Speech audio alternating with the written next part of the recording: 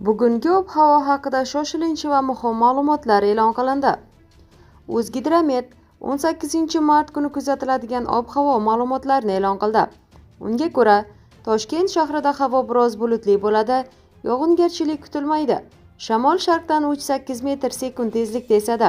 Harorat kechasi 8-10 daraja iliq, kunduzi 23-25 daraja iliq bo'ladi. Qoraqalpog'iston Respublikasi va Xorazm viloyatida ham havo biroz bulutli bo'ladi, vaqti bilan o'zgaruvchan bo'ladi. Yog'ingarchilik kutilmaydi. Shamol sharqdan 7-12 metr sekund tezlikda esadi. Ba'zi joylarda 13-18 metr sekundgacha kuchayishi mumkin. Harorat kechasi 2-7 daraja iliq, kunduzi 24-29 daraja iliq bo'ladi.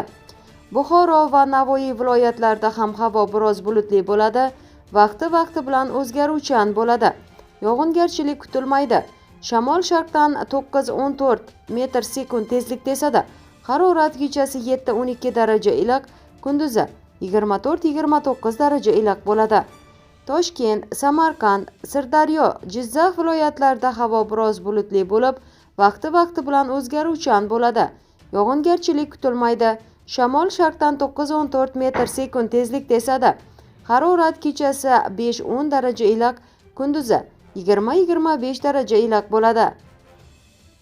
Qashqadaryo, Surxondaryo viloyatlarida havo biroz bulutli bo'ladi, vaqti bilan o'zgaruvchan bo'lib turadi. Yog'ingarchilik kutilmaydi. Shamol sharqdan 7-12 metr sekund tezlikda esadi. Harorat kechasi 8-13 daraja iliq, kunduzi 22-27 daraja iliq bo'ladi. Andijon, Namangan va Farg'ona viloyatlarida ham havo biroz bulutli bo'lib, vaqti bilan o'zgaruvchan bo'ladi. Yog'ingarchilik kutilmaydi. Shamol sharqdan 5-10 metr sekund tezlikda esadi.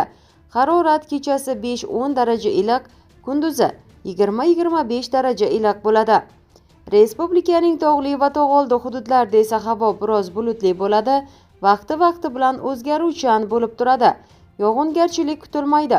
Shamol sharqdan 7-12 metr sekund tezlikda esadi. Harorat kechasi 0-5 daraja iliq, kunduzi 12-17 daraja iliq bo'ladi.